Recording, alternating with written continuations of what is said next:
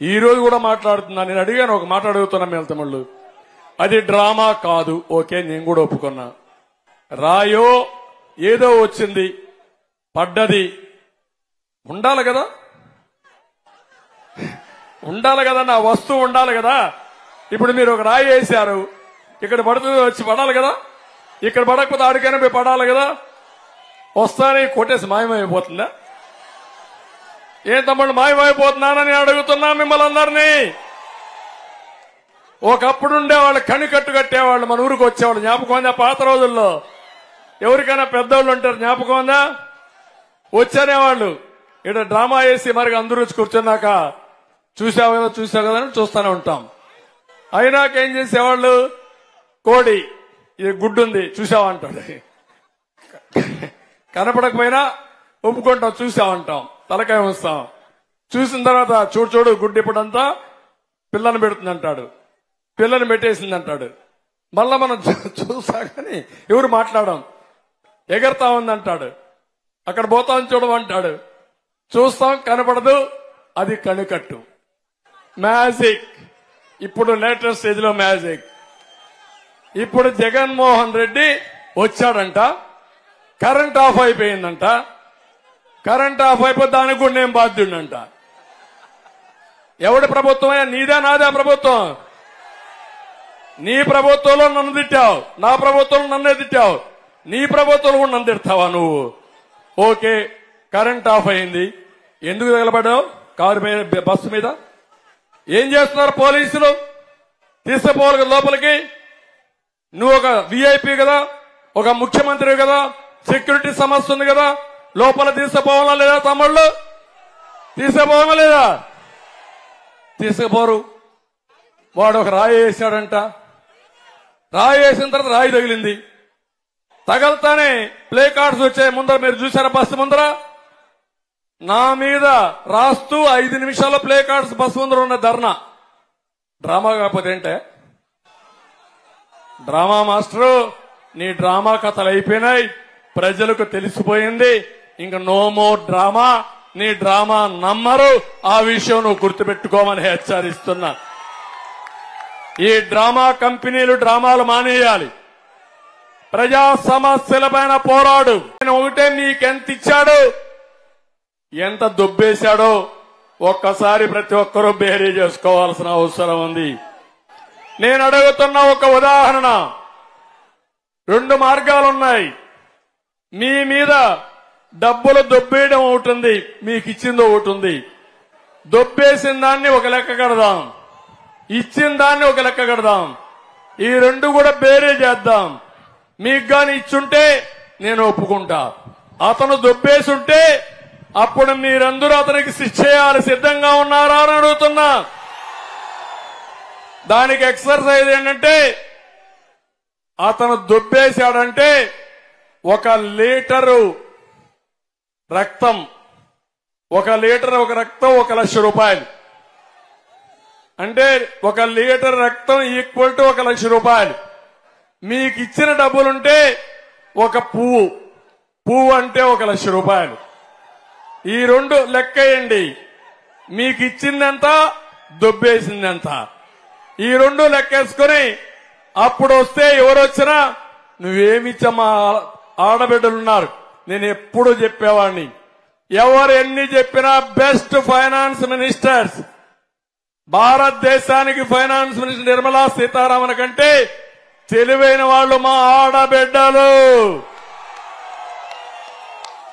మగవాళ్ళు డబ్బులు ఇస్తే, మీరు సంపాదించే డబ్బులు చూస్తే ఎంత పిల్లల చదువుకు పెట్టాలి, నిత్యావసర వస్తువులు ఎంత పెట్టాలి, కరెంటు ఛార్జీలు ఎంత కట్టాలి, బడ్జెట్ తయారు చేసి అవసరమైతే మిగల పెడతామా లేకపోతే అప్పు చేస్తామా, మొత్తం వడ్డీ కరెక్ట్ గా లెక్కేసేది మా ఆడబిడ్డలు. అవునా కాదా తల్లి?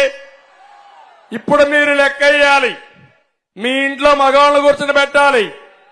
మొత్తం మీ ఇంట్లో నేను చెప్పిన లెక్కలన్నీ వేయండి. మొట్టమొదటిది మందు. ఏం తమ్ముళ్ళు మందు బాబులు ఉన్నారు ఇక్కడ? ఉన్నారా లేదా?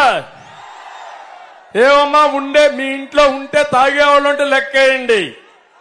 ఇందులో నేనున్నప్పుడు 60 రూపాయలు క్వార్టర్ బాటిల్, ఇప్పుడు 200 రూపాయలు. అవునా కాదా తమ్ముళ్ళు అని అడుగుతున్నా. అది కూడా నాసిరకం. అది తాగితే అనారోగ్యం, మళ్ళా హాస్పిటల్ ఖర్చులు అవుతాయి. లెక్కేసి ఒక రోజుకు 140 రూపాయలు చొప్పున నెలకు సంవత్సరానికి ఎంత అవుతుందో మీరు లెక్కేయండి. 5 ఏళ్లలో మీకు ఎంత భారం పడింది లెక్కేయండి. 140 30 రోజులు 12 నెలలు 5 సంవత్సరాలు. నేను లెక్కేస్తే మీకు బొక్క ఇతను దొబ్బేసేది 2,50,000 రూపాయలు. అవసరమైతే మీరు కాగితం మీద పెట్టండి. కాగితం మీద పెట్టి 2,50,000 అంటే 2.5 లీటర్లు బ్లడ్ మీ దగ్గర నుంచి సాగేస్తున్నాడు జలగన్న. రెండోది మీ ఇంటి కరెంటు బిల్లు. అప్పటికి ఇప్పటికి తేడా. నేనున్నప్పుడు కరెంటు బిల్లు ఎంత తమ్ముళ్ళు? 200 వస్తే ఇప్పుడెంత? 600, 700, 1000. ఆవరేజ్న 500 తీసుకోండి. 500 తీసుకుంటే 500 ఇంటూ 12 ఇంటూ 5 లెక్కేసుకుంటే ఇది వాడకం బట్టి 30,000 నుంచి ఇంకా పైకి వెళ్లిపోతుంది. ఇది బాధుడే బాధుడు. 50,000 వేసుకుంటే 1/2 లీటర్ మీ రక్తం తాగేసాడు జలగా. జగనన్న అవునా కాదా అని అడుగుతున్నా మిమ్మల్ని. అది అయిన తర్వాత పెట్రోల్ డీజిల్ బాధుడే బాధుడు. ఏమ్మా మోటార్ బైక్ ఉంటే ఒక విధానం, లేకపోతే ఆటో ఉంటే ఇంకోటి, కారు ఉంటే ఇంకోటి. దీన్ని బట్టి చూస్తే 70 రూపాయలు పెట్రోల్ ఒకప్పుడు. ఇప్పుడెంత? 110. దుబ్బేసేదెంత? 40.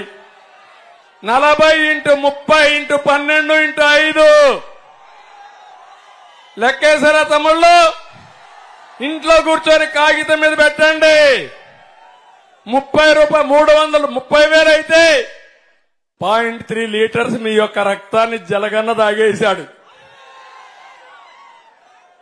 ఇంకో పక్క మీరు ఒక పక్క చూస్తే అదనంగా పప్పు మీద, నూనె మీద, బియ్యం మీద ఇంటి ఖర్చులు ఎంత అవుతుందో లెక్కేయండి. ఇల్లు కడితే ఇసుక ఒకప్పుడు 1000 రూపాయలు, ఇప్పుడు ఎంత తమ్ముళ్ళు? ఇసుక ట్రాక్టర్ 5,000. అవునా కాదా? 5,000 గాని కడితే ఒక ఇల్లు అయితే ఎంత అవుతుంది? కనీసం ఒక 50,000 అవుతుంది. అవునా కాదా? ఇసుకే 50,000 అంటే 1/2 లీటర్ జలగా మీ రక్తాన్ని తాగేస్తా ఉంది. అది కూడా లెక్కేయండి. Cement, steel. సిమెంట్ ఎవరిది? భారతీయ సిమెంట్. అక్కడ జలగం అలా తాగేస్తుంది మీ రక్తాన్ని. అది లెక్కేసుకుంటే ఒక ఇంటికి 1,00,000 రూపాయలు ఎక్కువైతే 1 లీటర్ నీ రక్తాన్ని జలగన్న తాగేశాడు. ఈ విధంగా మీరు చూసుకుంటే 5 లక్షలుగా అదనంగా నీ కుటుంబం ఖర్చు పెడితే 5 లీటర్ల రక్తాన్ని మీ రక్తాన్ని తాగాడు. అవునా కాదా అని అడుగుతున్నా మిమ్మల్ని. చెత్త మీద పన్నేశాడా లేదా? వృత్తి పన్నేశాడా లేదా? రిజిస్ట్రేషన్ ఛార్జెస్ పెంచాడా లేదా? అన్ని లెక్కేయండి. మీ మీద ప్రేమ ఉండి ఇవ్వడం లేదు. మిమ్మల్ని అందరినీ కూడా ఇచ్చేసి ఇచ్చే పరిస్థితికి వచ్చాడు.